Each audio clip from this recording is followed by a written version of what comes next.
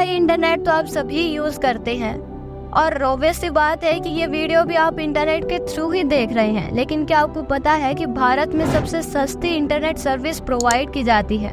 ऐसा हुआ था जियो के आने से 2016 में। और आज इस वीडियो में हम बात करने वाले हैं जियो की पेरेंट कंपनी रिलायंस के फाउंडर धीरूभाई अंबानी के बारे में। Please subscribe to our channel. So hello and welcome guys, मैं हूं कोमल और आज इस वीडियो में हम बात करेंगे धीरूभाई अंबानी के कुछ अनछुए पहलुओं के बारे में। तो चलिए इस वीडियो को शुरू करते हैं। इस कहानी की शुरुआत हुई है 28 दिसंबर 1932 को।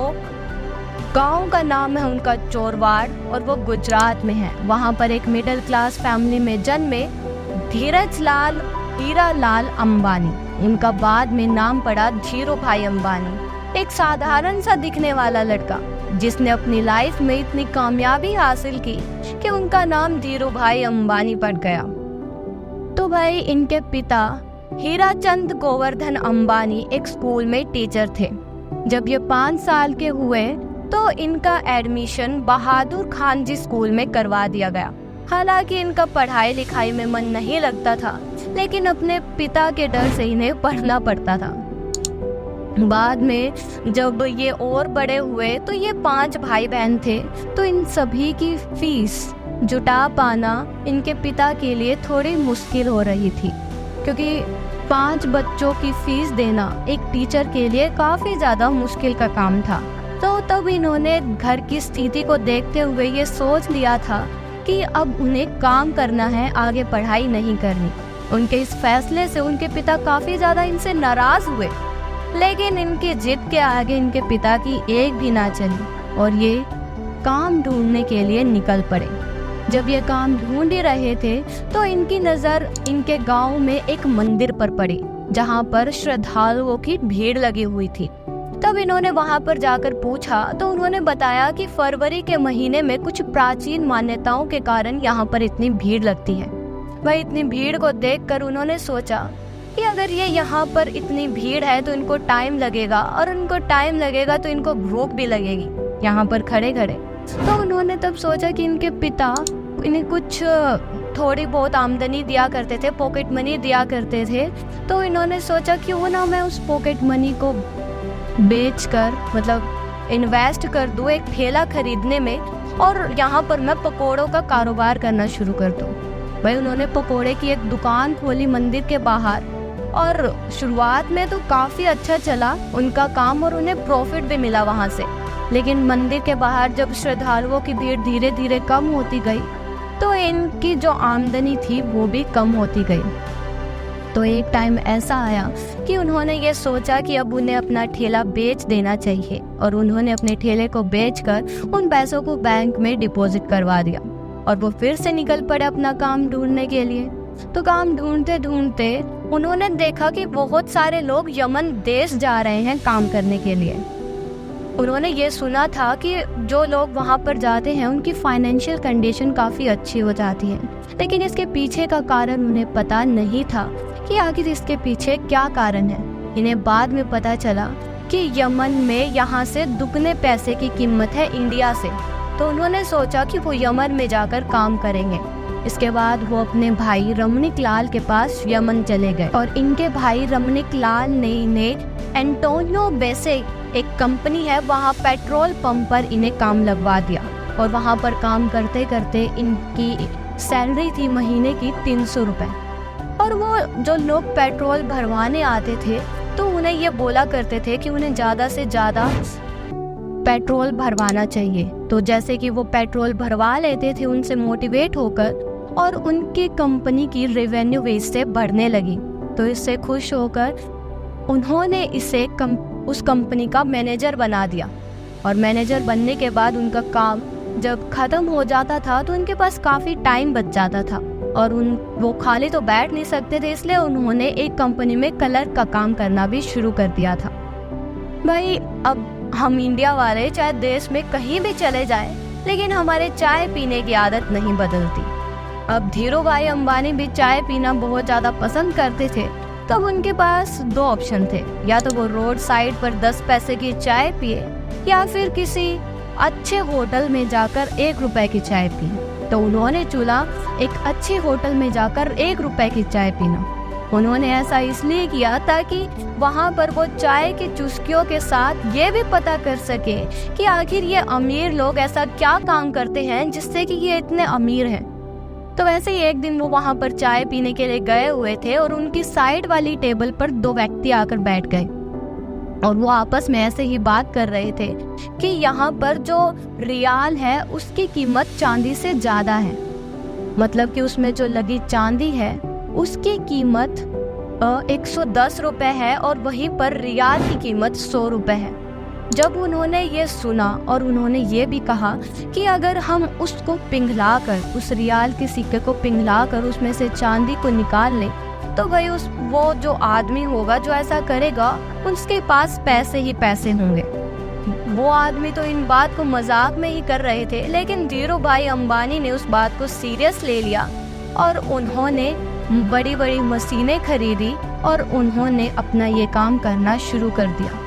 तो धीरे धीरे जैसे बाजार में सिक्के कम होते गए तो गवर्नमेंट को इस बात का पता चला और गवर्नमेंट ने एक इन्वेस्टिगेशन में ये पता किया कि इसके पीछे धीरू भाई अंबानी हैं जो कि इन सिक्कों को पिघलाकर चांदी को ऊंची कीमत में बेच रहे हैं। जैसे ही उनको ये पता चला और वो उनके ठिकाने पर पहुंचने वाले थे तभी धीरू भाई उन सब चीजों को बेचकर अपना पैसा इकट्ठा कर वापस इंडिया आ गए। और ये साल था 1958 जब धीरू भाई अंबानी अपने घर वापस लौट आए थे और उनके पिता हीरा चंद अंबानी को जब ये बात पता चली कि वो नौकरी छोड़कर वापस आए हैं तो उन्होंने उस पर काफी गुस्सा किया। रिश्तेदारों ने भी उनका मजाक उड़ाया, लेकिन उन्होंने किन्हीं की बात का भी बुरा नहीं माना और ना ही उनकी बातों पर उन्होंने ध्यान दिया। इसके बाद कुछ दिन अपने गांव में रहने के बाद उनकी शादी करवा दी गई कोकिला बहन से। फिर सन 1958 में ही वो मुंबई आ गए अपना बिजनेस करने के लिए। जब वो मुंबई में आए तो उन्होंने 5,000 रुपए में अपनी कंपनी रिलायंस कमर्शियल कॉर्पोरेट में अपना एक ऑफिस खोला और वहीं से उनके करियर की शुरुआत हुई। उन्होंने अपने उस ऑफिस के साथ साथ में मसाले बेचने का भी काम शुरू कर दिया था, लेकिन बाद में उन्हें पता चला कि मसालों से ज़्यादा सूत के व्यापार में ज़्यादा मुनाफा है। लेकिन उनके पास उस टाइम पर इतने पर्याप्त पैसे नहीं थे कि वो अपने इस बिजनेस को शुरू कर सके। तो भाई इस व्यापार में आने के लिए उन्होंने अपने कज़न चंपक लाल दमानी के साथ मिलकर इस काम को शुरू करने का फैसला किया। लेकिन इस कारोबार को, इस व्यापार को शुरू करने के लिए उन्हें यूनियन से परमिशन लेनी पड़ती और उन्होंने बहुत ही मेहनत के बाद में यूनियन से परमिशन ले ली और उन्होंने काम करना शुरू कर दिया। लेकिन बाद में उन्हें पता चला कि जो सूत बनाने वाली फैक्ट्री है जहाँ से वो सूत खरीदते हैं वो वहाँ पर बहुत ज़्यादा दाम में सूत खरीदा करते थे और जो उनके खरीदार थे वो कम कीमत पर उसे खरीदा करते थे, जिससे कि बीच वाली कंपनी जो धीरू भाई अंबानी और उनके जैसे और भी व्यापारी थे उन्हें उस चीज़ में घाटा हो रहा था। और फिर धीरू भाई ने अपनी एक यूनियन बनाई और उन सबको इकट्ठा किया और उन्हें बोला कि वो जाकर उनसे बात करें और हम ऐसा करेंगे कि जो हम सूत खरीदेंगे वो कम दाम में खरीदेंगे और उसको ज़्यादा में बेचेंगे ताकि इसका हमें प्रॉफिट मिल सके। जब उन्होंने ऐसा किया तो जो बाकी के खरीदार थे बड़े वाले, तो उन्होंने सोचा कि अगर ये ऐसा करेंगे तो उनके प्रॉफिट में घाटा हो जाएगा और उन्होंने एक IAS ऑफिसर को अपॉइंट किया और उन्हें पैसे खिलाकर उनका जो फैक्ट्री थी जहाँ से वो सूत खरीदा करते थे तो उस पर ताला लगवा दिया। और जैसे ही ये बात धीरू भाई अंबानी को पता चली तो उन्होंने अपना विरोध जताने के लिए उन सारी बोरियों को IAS ऑफिसर के घर के बाहर फैला दिया। पर उसी दिन उस IAS ऑफिसर के घर पर कुछ बड़े अफसर्स आने वाले थे। अगर वो अफसर्स उन बोरियों को वहाँ पर देख लेते तो उनकी हरकतों का पता चल जाता उन ऑफिसर्स को कि IAS ऑफिसर ने आखिर पैसे खाकर उनकी इस फैक्ट्री को बंद करवा दिया है। लेकिन जैसे ही ये बात IAS ऑफिसर को पता चली तो उन्होंने तभी के तभी उस ताले को खुलवा दिया, जिसके बाद अंबानी और जो उनके साथ में यूनियन में थे और भी व्यापारी, उनका काम बहुत अच्छे से चलने लगा और कुछ सालों तक उनका ये काम बहुत अच्छा चला। लेकिन बाद में धीरू भाई अंबानी का जो पार्टनर था यानी कि चंपक लाल दमानी, उसके साथ उनकी थोड़ी अनबन हो गई, डिस्प्यूट हो गया, जिससे चलते 1965 में उन्होंने ये फैसला कर लिया कि अब उन्हें अलग अलग काम करना है, उनके साथ अब वो काम नहीं करेंगे। और भाई फिर टाइम आया जब गवर्नमेंट ने रिप्लेनिशमेंट लाइसेंस जारी कर दिया, जिसके चलते वो विदेश से फैब्रिक को मंगवा सकते थे। लेकिन वहाँ पर एक शर्त थी कि उन्हें उस फैब्रिक को कपड़े में बदलकर उसको वापस एक्सपोर्ट करना पड़ेगा विदेशों में। तो उन्होंने, अंबानी ने दिमाग लगाया और फैब्रिक खरीद लिया। जितने भी उनके पास बचत थी पैसों की, उन सभी का उन्होंने वो फैब्रिक खरीद लिया।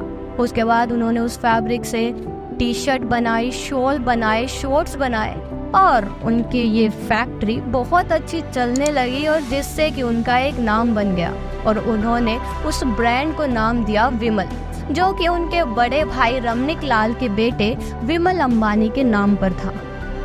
भाई इसके बाद इनकी जो टेक्सटाइल मिल्स थी उनका काम बहुत अच्छा चलने लगा, क्योंकि जो बाहर के जो दूसरे लोग थे उनको भी उसका जो मटेरियल था वो काफ़ी ज़्यादा पसंद आ रहा था, जिसके चलते वहाँ के व्यापारियों ने उनका विरोध किया और उन्होंने चाल चली कि रिटेलर्स को उन्होंने भड़का दिया। उनको बोला कि अगर वो उनसे माल खरीदेंगे तो वो उन्हें अपना माल देना बंद कर देंगे। लेकिन धीरू भाई अंबानी ने उन रिटेलर्स को समझाया, उनसे बात की और उनको बोला कि अगर आप हमारा माल खरीदते हो तो अगर उसमें घाटा होता है तो आप हमारे पास आ सकते हैं, लेकिन अगर आपको उसमें प्रॉफिट होता है तो आप उसको खुद रख सकते हैं। तो ये बात बाकी के जो थोक के व्यापारी थे उनको भी भा गई। तो रिटेलर्स के साथ मिलकर उसके बाद उनका जो काम चला वो बेहद ही अच्छा था, क्योंकि सब लोगों को उनके माल की जो क्वालिटी थी वो बहुत ज़्यादा पसंद आ रही थी। इंडिया में नहीं, विदेशों में भी उनके माल की क्वालिटी बहुत ज़्यादा अच्छी थी। इसके बाद मौका आया जब विमल का 100 शोरूम्स का उद्घाटन किया गया, एक ही साल में 100 शोरूम्स। तो भाई आप देख ही सकते हैं कि इनका ब्रांड देश का नंबर 1 पॉलिएस्टर ब्रांड बन चुका था उस टाइम पर। बाद में गुजरात में इनकी कंपनी टेक्सटाइल मिल्स में कुछ ऑफिसर्स इंस्पेक्शन के लिए भी आए और उन्होंने इंस्पेक्शन करने के बाद ये बताया कि इनकी पॉलिएस्टर ब्रांड काफ़ी ज़्यादा अच्छी है बाकी दूसरे ब्रांड के मुताबिक। तो इनके ब्रांड को नंबर 1 ब्रांड मिल गया और इसके बाद देश में ही नहीं विदेशों में भी इनका और इनकी इस कंपनी विमल का नाम फेमस हो गया था। फिर इन्होंने अपने और भी कारोबार शुरू किए और दूसरे सेक्टर्स में, और फिर साल आया 1978 जहां पर धीरू भाई अंबानी ने आज़ाद भारत के साथ IPO लाने का विचार किया और फिर इनकी कंपनी बॉम्बे और अहमदाबाद के स्टॉक एक्सचेंज पर लिस्ट कर ली गई थी। फिर 1986 में एक ऐसा हादसा हुआ जहां पर धीरू भाई अंबानी को हार्ट अटैक हुआ।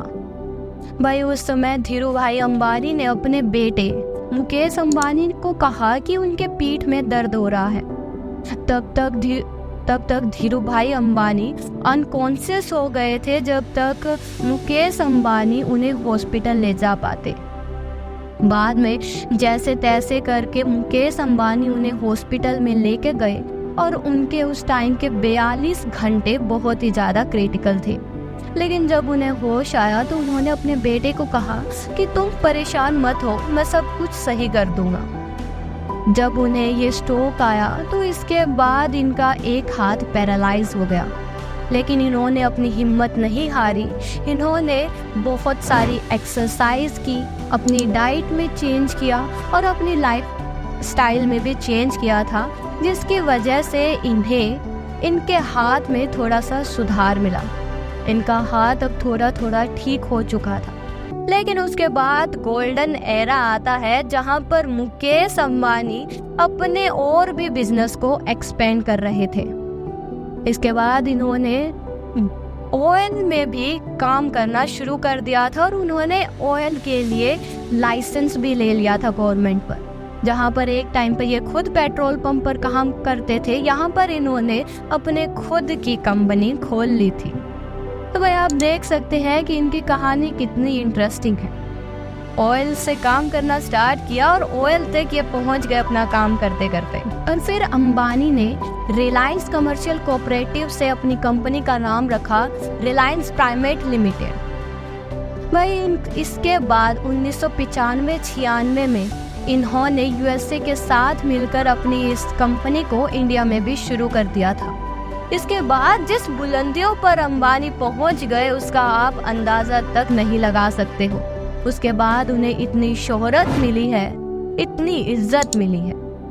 भाई 1995, 96 और 2000 यानी कि इन 3 सालों में उन्हें एशिया द वीक एक मैगजीन है जहां पर उन्हें 50 मोस्ट पॉपुलर पर्सन्स की लिस्ट में शामिल कर लिया था और उनका नाम भी उस लिस्ट में शामिल था। तो ये भारत के लिए एक बहुत ही गर्व की बात थी। तो भाई ये तो आप भी मानते हो कि अगर एशिया की लिस्ट में हमारे भारतीय का नाम आना हमारे लिए कितनी गर्व की बात है। तो वैसे ही धीरू भाई अंबानी का नाम भी उस मैगजीन में पब्लिश हुआ और इनकी वाइफ कोकिला बेन का भी इनका बहुत ज़्यादा साथ दिया है इनकी पूरी लाइफ में। क्योंकि आप ये तो जानते हो कि किसी भी सक्सेस के पीछे, किसी भी आदमी के सक्सेस के पीछे उनकी बीवी का जरूर हाथ होता है। तो वैसे ही अंबानी के पीछे भी कोकिला बेन का हाथ था।